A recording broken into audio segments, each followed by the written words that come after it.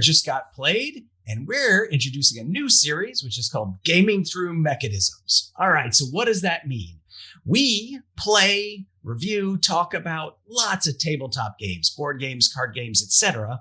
And those games have different ways you interact with them, different ways you play them, and we call those things mechanisms. So in this series, we're going to pick just one mechanism that you're going to find in a bunch of different games, and we're going to talk about that. We're going to tell you our two favorite games. Each of us is going to tell you our two favorite games that use that mechanism. And then at the end, I'm also going to give you the two games that the people's choice were that best sort of, represent that mechanism to them.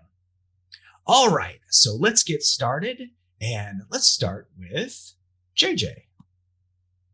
Cool. Sure. Okay. What's your number one pick? My number one pick is Hadara. It is it's closed drafting. So you draft, which is nice, one round, and there's 5 different types of cards you can get. Some build up your defense, others let you build up your little attack army. So you get to draft, and then there's like a little cleanup phase where you get to buy stuff and improve your little tableau board thing. But what's nice about this one is you get to draft again after that. So there's 2 different drafting rounds. That's why I really like it. And this was kind of like a 7 Wonders killer for me, just to put it out there. I was just like, this is amazing. You can only play up to 5 players, but the fact that you get to go back through the discard pile is like, oh, I made a terrible decision. But wait, I might have a chance to go in and get the thing that I couldn't get before. And then you can either, pick it up if you can afford it, if you didn't make any bad decisions right before that, or you can, discard it and get more money. And hopefully you kind of, messed up somebody else's turn, which, I like to do. So it's a little bit of take that just a little bit, because you could actually follow people's eyes to see what stack they wanted. And then it's also like a tableau builder and drafting all mixed in together. And then you get to buy extra, different powers and build up your stuff and get extra victory points in here. And it's just all that stuff mixed in together. So that's my number one pick for closed drafting is the Hadara. And I'm glad you mentioned closed drafting, because the video description says closed drafting, the thumbnail says closed drafting, but I didn't say closed drafting is the mechanism we're talking about today. I also didn't define it, right? So in our basic definition, there is no universal definition for any of these mechanisms. There's a disagreement here and there, but in general, closed drafting is you get some stuff, and you secretly choose some of that stuff, and then you pass the rest of the stuff on to someone else in a prescribed pattern. And that's basically what closed drafting is. A lot of different games use that mechanism. And I find it interesting that you mentioned that a 7 Wonders killer, because I also have a game that I feel sort of killed 7 Wonders for me. I mean, I still like 7 Wonders. I play 7 Wonders, but I think I would always rather play It's a Wonderful World. And that's my first pick here for a closed drafting game. So in It's a Wonderful World, obviously you're drafting cards, but then those cards, you have to decide how do you want to use them. You can put a card into production, which means you're trying to build whatever is represented on the card, or you can discard the card to get resources to help you build those things, other things that you're trying to build. And then ultimately when you get the things built, they go in a tableau, and you get sort of this engine building thing where things can combo off each other, and you have different tags for the buildings and facilities that you build and different ways to score. And you're trying to produce more of, there's like 5 different resources, and you're trying to produce more of the resources than other people each round, because you get a bonus for doing that. And, at some point you got to build scoring cards. Otherwise you're not going to get points for all the stuff that you built. And so there's a lot of interesting decisions going on. And I like that too, because when you've got the cards, not only are you thinking, do I need the resources on this card? Do I want to build this card? But you also have to look at the hand and say, man, I cannot keep passing these commerce cards to Erock. He's killing it. He's just running off with a commerce engine. Like, okay, well, I need a black cube this turn. Let me find a commerce card that I can discard to get a black cube.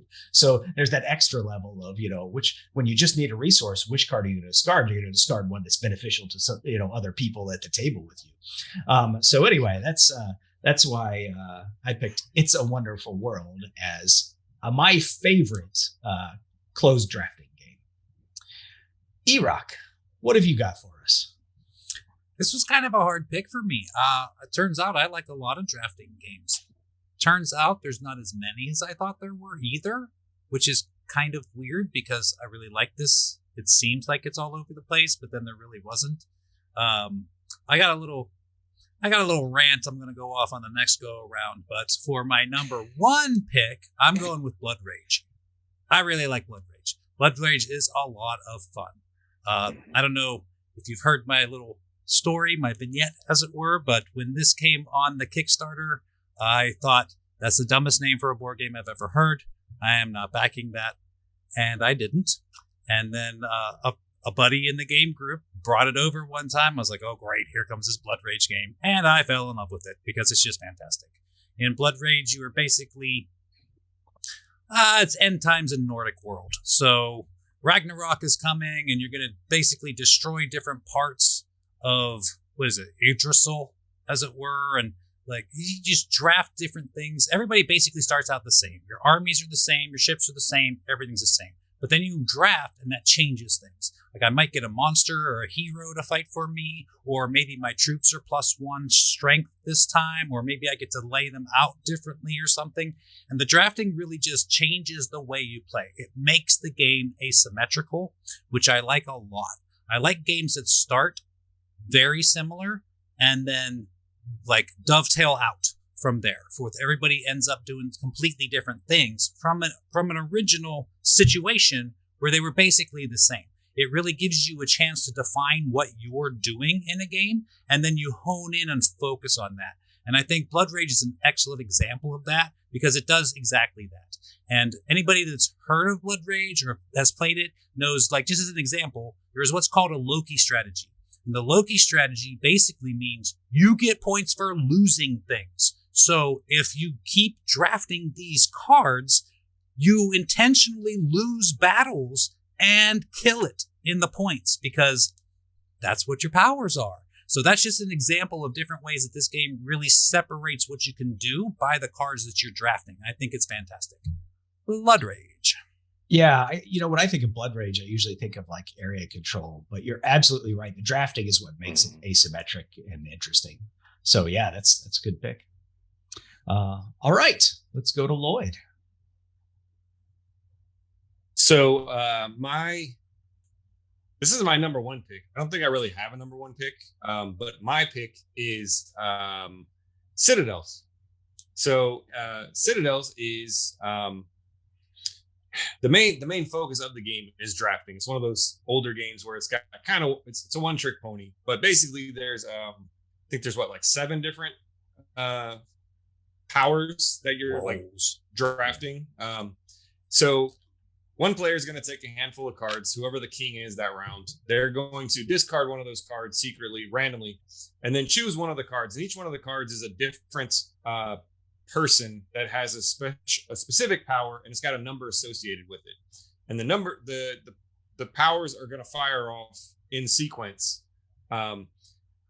So you never know exactly how it's going to work out, and things that you might want to do when you took the card may not be able to happen, or the person you may want to target may not be a good target anymore because of the way the other cards fired off and who chose who. But essentially, you're trying to build out a little city, a town, and you have different building colors. And you're trying to, I don't remember the exact end condition, but you're trying to either build a one of each color or a bunch of one color. And each power is like, you have the thief that allows you to steal money from somebody. You have like the architect that allows you to build multiple buildings in one turn. You have the assassin, I think, that lets you I think it kills somebody for a turn, so they can't do anything. But when we started going through the list, I was trying to figure out what games I like that use closed drafting that wasn't like Sushi Go or kind of the run-of-the-mill ones that I'm more familiar with. I played Citadels a few times, and I was like, oh, you know what? This is a closed drafting game that I kind of liked. It's quick. It doesn't really overstay its welcome. It's got a little bit of take that in it, but at the end of the day, it's just kind of a simple drafting game, and there's not a lot going on. It's really figuring out which power you want to take and how you want to use it to affect the rest of the board. Yeah, I feel like that you mentioned is what makes Citadels. That assassin fires off really early. It's like the number 2 card or something, the second card to go. And yeah, you don't target a specific player, you target a role. So you might have an idea of who has what role, but you don't actually know. And you could call out a role that's, the one that got discarded too. So, and nothing happens. But yeah, the assassin is the chaos in that game. That changes it from Citadels to Citadels. Yeah. Every game I've ever played at this, the same person got hit by the assassin like 4 rounds in a row at some point. And it's just the way it goes, because like you said, you don't name someone. You're not like, I'm going to kill Eric's character. No, it doesn't happen that way. You say, I'm going to kill the thief. You think it's Bob. It's not Bob. It's me again. You got me again. Yeah. And it doesn't overstay its welcome either, right? So no, it's a fairly short game, Yeah. It's good. Good pick. All right. Tiffany, what have you got for us as your favorite drafting game? So my favorite drafting game, I have to be true to form. My very favorite game of all time is a drafting game. So I would be remiss if I didn't go with that game, Terraforming Mars.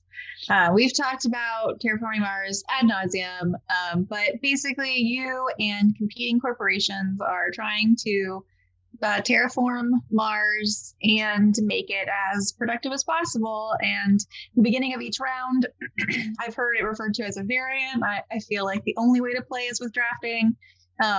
But at the beginning of each round, you draft what cards you're going to have access to that round. You can choose to buy them. You don't have to, but that will be your hand that you get to choose from moving forward each round. So it's a lot of fun, and I think it adds a lot of time to the game, I know, but I feel like it's totally worth it because with that game, you're in it for a long haul anyways. So might as well get the most bang for your buck, Terraforming Mars.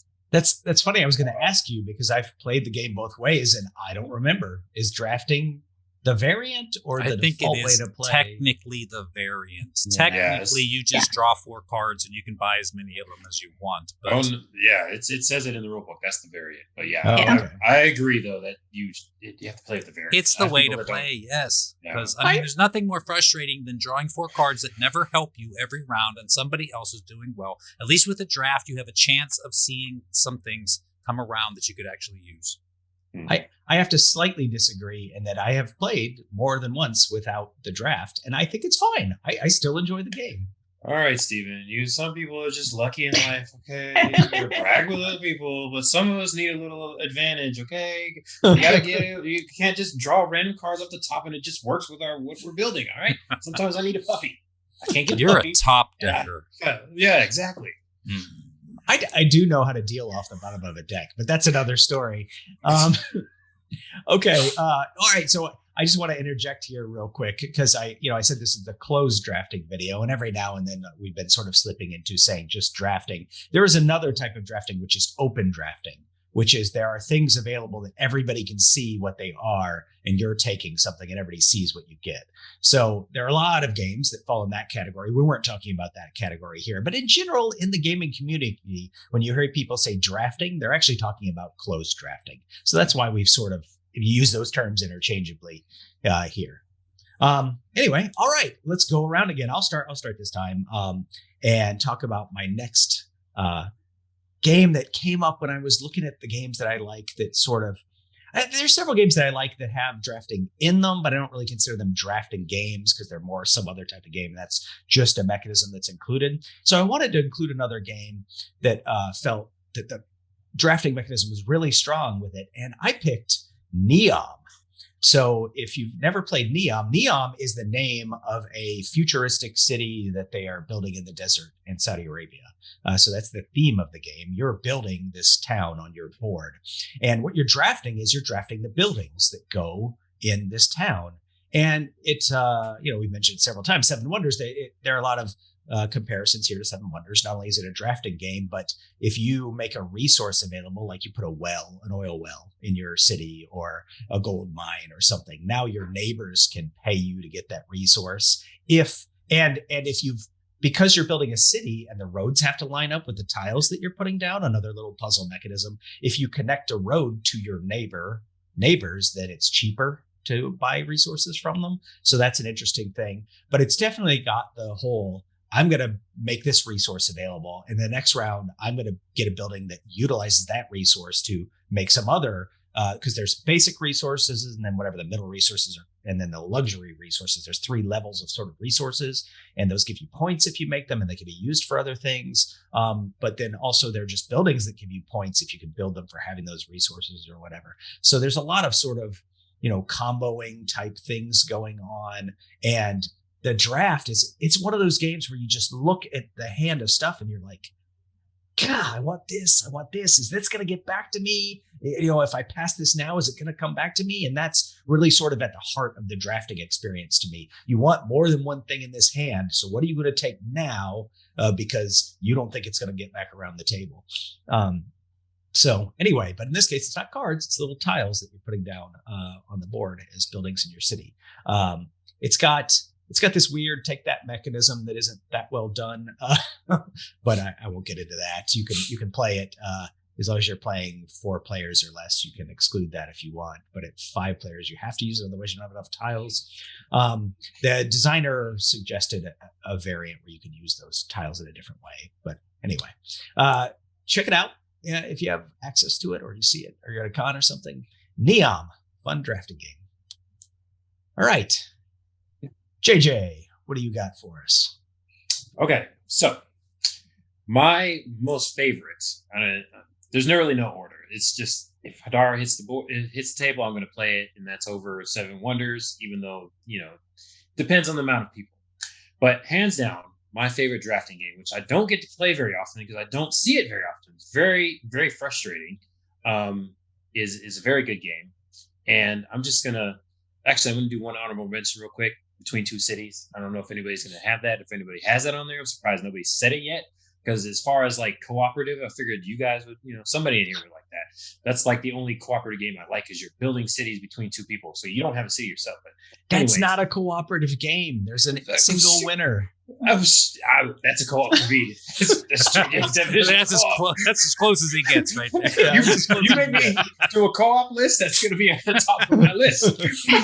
But my most favorite game, closed drafting, hands down, is Among the Stars. You're building a space station. Yeah. You're building a space station. Like, when I saw that, and you have tiles instead of cards, I was like, I love this game. This is it. If I have a choice that is closed drafting and somebody has it, I'm play Among the Stars. With the expansions, you can get up to 6 people, I believe, maybe even 7. But it's definitely one of those ones where you got to choose the expansions because you don't want to put everything in. But you start off with a little power core in the middle, and you have different tiles with different colors, and each color represents a department. So if you want to do red, you're like super aggressive and you're taking stuff from other people. But it's little square tiles that you have on the table, and you're drafting, and you're building a space station. And you have to power each section. You have to, manage your power crystals to make sure your effect goes off. And then you got end game victory points. And it's amazing. Among the Stars, you got the tiles, you got the crystals and everything. Look at all the little different tchotchkes, and it's great. I'm too excited to explain. You talk about not using everything. I traded for a copy of this game, and it came with everything: expansions, promos, everything. And I didn't know any better. I was like, all right, I guess we're playing with everything. And so the first time I played it, it was everything, and I was like, oh, what the heck? This is just too much. It's too much. And eventually, I thought at the time this was going to be the 7 Wonders killer for me, right? Like I would play Among the Stars instead of 7 Wonders, but in the end, I kept 7 Wonders and traded away Among the Stars. So what? Yeah. Oh, where was I? Oh my god! I have one friend that has everything, and I'm just waiting for him to get too much space and have to clear it out, so then I can just swoop in and buy his used. I even had one of those fancy third-party inserts for it. Like it had everything. You're just gonna keep rubbing it in today, huh? Yeah. Let me keep going. I think I actually gave it away instead of trading it away. All right, I'm gonna leave now. I'm gonna see myself out. This is ridiculous. Anyways, that's my pick for closed drafting. Among the Stars. If somebody has it, I'm gonna play it because that's it for me. Yeah, no, that's a good choice. Then I'm out. All right. Erock, what do you got for us? Well, this is very funny. I feel like JJ and I are either on the same wavelength or opposite wavelengths or something. Among the Stars is on my very short list. I like that game a lot. This was like one of my first crowdfunded games was Among the Stars. I love that game. I think it's awesome. To me, I'm just going to go off on tangents. To me, it didn't kill Seven Wonders because I have to teach that game every time. Whereas I can just sit down and play Seven Wonders with a group of people and we can play the game. So, because it's so, ubiquitous. But I hear you. I think it's awesome. Made my short list for sure. And my second choice here is going to be... What choices are you having? Well, that wasn't my choice. That was JJ's choice. Now my choice. So you had to talk about JJ's choice before you could talk about your own choice? Absolutely. Yeah. Those are the rules. I don't make the rules. You make the rules all the time. I think the judges said it passes. So, thank you, judges. I Because appreciate JJ you. is the relay for the judges. They're over there. So, my second choice is actually Between Two Cities of Mad King Ludwig. Ooh, And I played that one. I warned you Between there was a two rant coming. Palaces? Between Two Castles of Mad Between King two Ludwig. castles of Mad Yeah. King Ludwig. Yeah. And, all right, I told you there was a rant coming. Here it goes. This is not listed as closed drafting on the Geek. I have a number of games on my short list that actually are not listed as closed drafting. They're listed as open drafting. How is this game open drafting? Just for those of you at home, what you do is you're working on two castles, all right? And it's called Between Two Castles of Mad King Ludwig because you're working on the castles between, that are between your neighbors. That's why. But why? Because hold the on. thing that you draft, you show to your partner and decide what to do with it. You don't keep it a secret after you draft it. But it's a secret when you're drafting it. Yeah, that's true. Yeah, You know Seven what I'm Wonders, saying? you show your card after you pick it too, right? Yeah. So, yeah. So anyway, I don't like I know. said, you have like these castles in between the players. All right. So if Tiffany's on my left and JJ's on my right, then I'm working on the castle to my left with Tiffany. And if on the right, I'm working on that castle with JJ. And what we do is at the very beginning of each round, you pull 9 tiles out of the middle, the big pool of tiles. You pick 2 of them and you pass the rest on. And out of those 2 tiles, you decide which one of these is going this way and which one of these is going this way. And this is how you collaborate on these castles with each other. I think it's fantastic. Like I said, though, how is that not closed drafting? You secretly take 9 of them, secretly choose 2 of them, and then pass them along. So, while I'm on the subject, Ginkopolis, same thing. Closed drafting. Don't know why it's not listed as on Fix it. Fix it. Just go hit the edit button and fix it. But anyway, back to my choice. I like Between Two Castles of Mad King Ludwig a lot. People, honestly, I've never played Between Two Castles, but I did play Castles of Mad King Ludwig. People say that it is more Between Two Cities than it is Castles of Mad King Ludwig. I can see that because Castles of Mad King Ludwig is really oddly shaped rooms and there's a whole thing going on with the way things are shaped and how you play the things out. And in this game, everything's just a square and the squares go next to each other. So I see that, but it has a lot of that flavor in it. But we've had an excellent time playing this. Anytime we brought this out, everybody's enjoyed it. This is one of the most fun, social-like games that you can play with up to 7 people because you really have a good time. You know, you pull these tiles, you separate them, then you go, okay, babe, what did you get? And you have a little discussion about, oh, well, that's good. Well, I got this, and we can put it over here. And now we're going to be on the lookout for orange buildings because we really need to do that. And then you have the same conversation, but different with your other player on the other side. And it's really cool. Everybody has a really good time when you play this game. So that's my second pick is Between Two Castles of Mad King Ludwig. And if you get the expansion, it goes up to 8 players, I think. We don't have that. Okay. It's the most between 2 castles of Mad King Ludwig. Right. Wait, hold on. I'm not sure I heard you right. There's a game that you own you don't have the expansion for? Can you believe it? What? Yes. How did this happen? What? Nobody told us about it yet. Right? Clear oversight. This is going All to right. the committee. Yeah. What do the judges have to say about that, JJ? They're still thinking about it. Nah. All right, cool. Well, while they're thinking about it, we'll move on to Lloyd. Lloyd, what have you got for us next?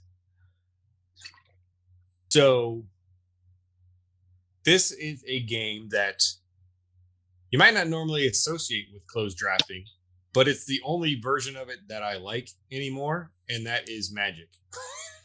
I don't like standard play because you always see the same three things, whatever the meta game is. So I always liked drafting when you did the drafts, either the single elimination or the regular. But essentially what you're doing is in drafting is you're getting, or when you're drafting Magic, is you're given 3 packs and you crack one pack open. Everyone around the table cracks a pack open. You flip open your 15 cards. That's what's in Magic, I think, right? 12, 15, whatever the count is. You go through and you pick the card that you want. And you're basically trying to put together with those 3 packs enough cards of a particular color or particular play style to make a functional deck that you won't have a bad time with. And it's really up in the air. You may get really good packs and have good luck, or you may not. But it's the only version of Magic that I really liked playing competitively. Just because, number one, it removes the money factor of Magic, and I'm not playing against somebody else's $5,000 deck that they bought from, because it just won the World Tour or whatever, Pro Tour, and it also puts everyone on that even playing field of having to make do with whatever they get and putting together a deck. And sometimes you see really crazy decks out of there because of what you get, and you're not necessarily playing the same 3 power decks over and over and over. And then at the end of the game, if you like Magic cards, you get to keep all those cards that you drafted. And maybe sometimes you just draft and you don't care about the actual game. You just pulled that, $50 rare card out of there and you're like, I'm going to take this, even though it does nothing. And you tank the rest of your night because you took that one card when you know you shouldn't have, but it's instant money. So that is my other pick, is doing a draft with Magic, because I don't like regular Magic, just the draft. I'm on board with you, Lloyd. I've had a love-hate relationship with Magic for a very long time, but this is the only way to competitively play it without sinking your entire fortune into buying Magic cards. Yeah, and it's so isn't Magic the one that started drafting in general for most board games? I think I heard back in the day. No, Where's Dr. drafting. Professor? No. Dr. Professor? No? Yeah, No, I think that's how. But I never played Magic, but I have been in a Pokemon draft and a Yu-Gi-Oh draft. And for some reason, it didn't take off with the other 2 of the big 3. I'm very upset about that. But yes, I enjoy drafting more than anything. As far as playing the game, just like you said. So it's the same thing for Pokemon and Yu-Gi-Oh! You save a lot of money and you can just get the best card and you just take that. And it's kind of weird in Pokemon because if you get the best card, the shiny, you end up winning the tournament because no other cards can beat it because you have a bunch of basic Pokemon with this evolved version or like a super rare. But then you get the fancy card, you win the tournament, and then you run away and you sell the thing and you just made a bunch of money. Well, so yeah. You mentioned that, and I do very good when I'm not playing competitively, when I'm just playing with friends. I do really well. Something about being in the competitive thing, I don't know if I make poor decisions or whatever, but I always fail. The one time I actually won a Magic draft, I did open, like you said, the most powerful cards. I opened 2 Planeswalkers, and then the other rare that came out was one of the powerful cards that fit in with those Planeswalker colors. And that's the only time I ever won because no one had an answer for it. And it was just, power card, game over. Thanks for coming. But yep. Same thing happens in Pokemon and Yu-Gi-Oh! Yep. But yeah, drafting in TCG is pretty much the only way you can jump in now. So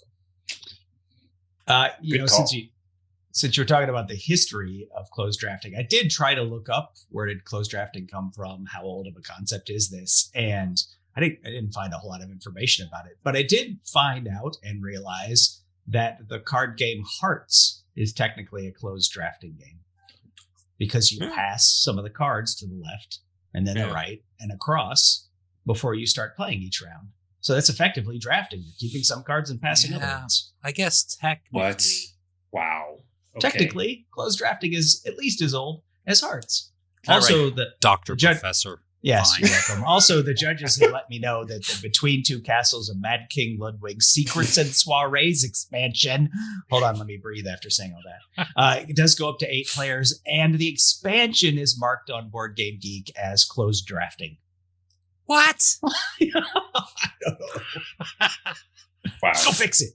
Go fix the other one. Go fix the next Okay. game. Deal. All right.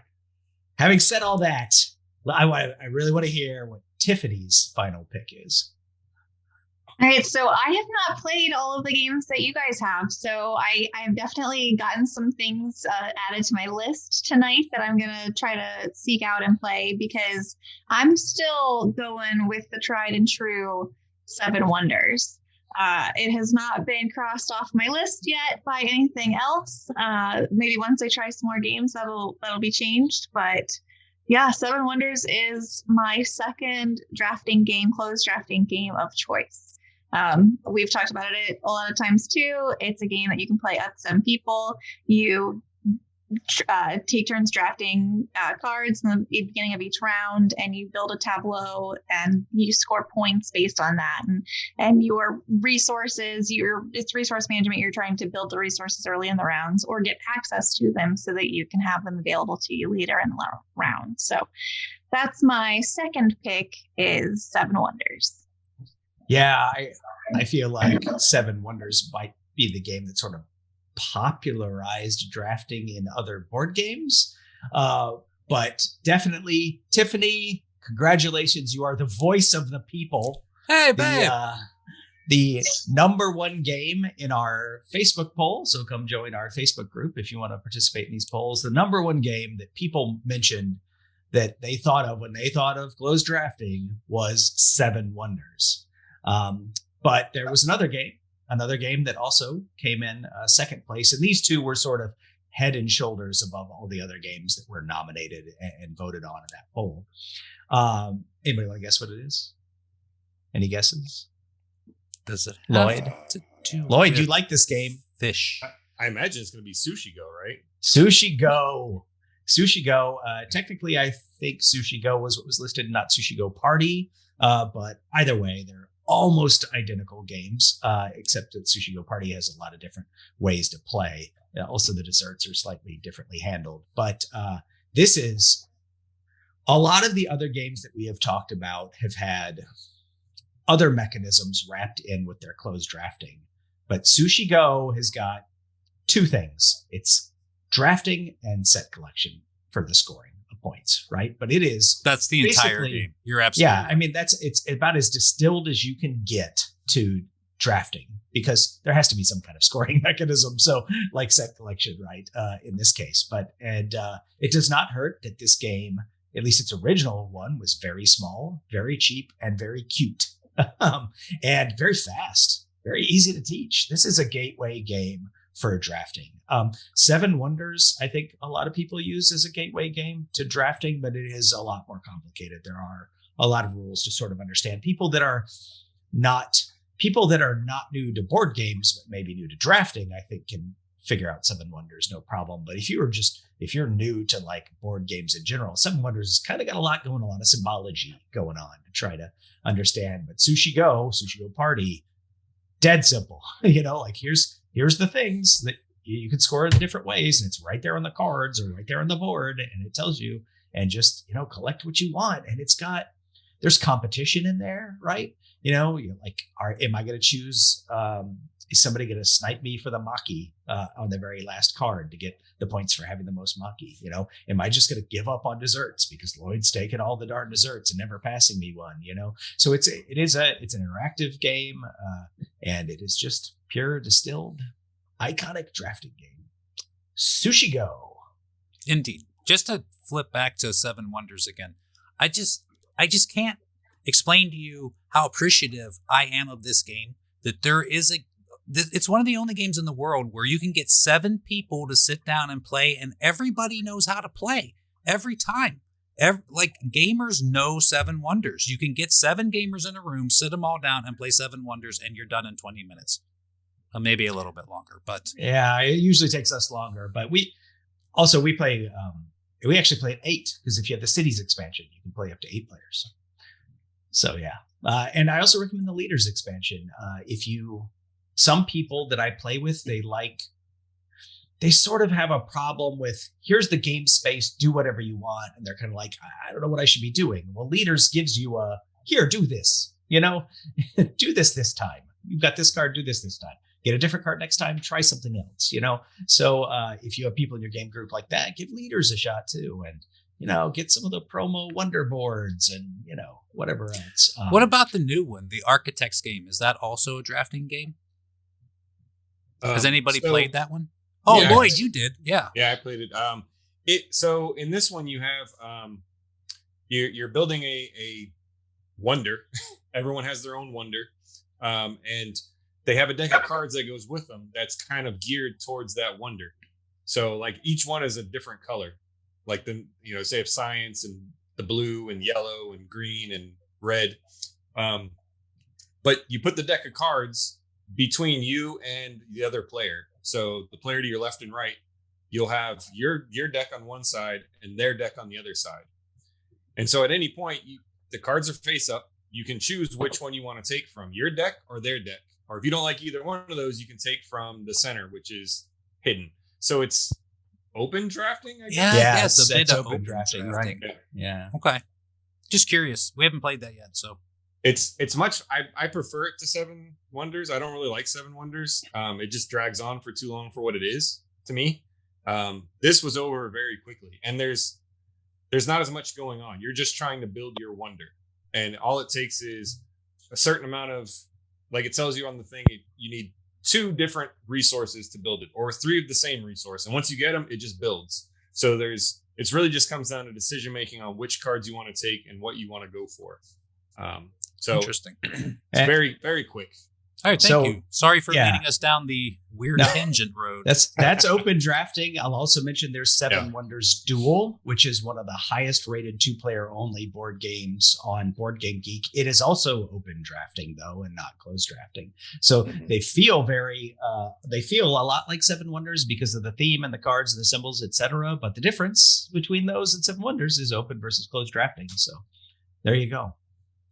All right. Well, hopefully like Tiffany, you've heard about some games that you hadn't heard of before, and now you want to play them. That's why we're here. We're here to blab about games and hopefully get you interested to play them.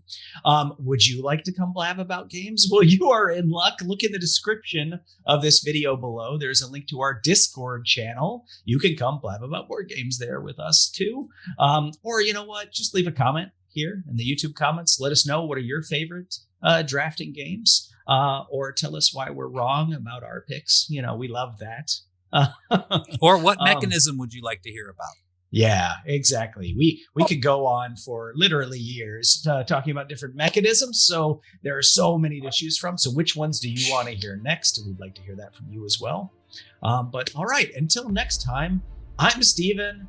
That's JJ. We've got Erock, Tiffany, Lloyd. We are Just Got Played, and thank you for joining us. Thanks for watching. Take care. Bye.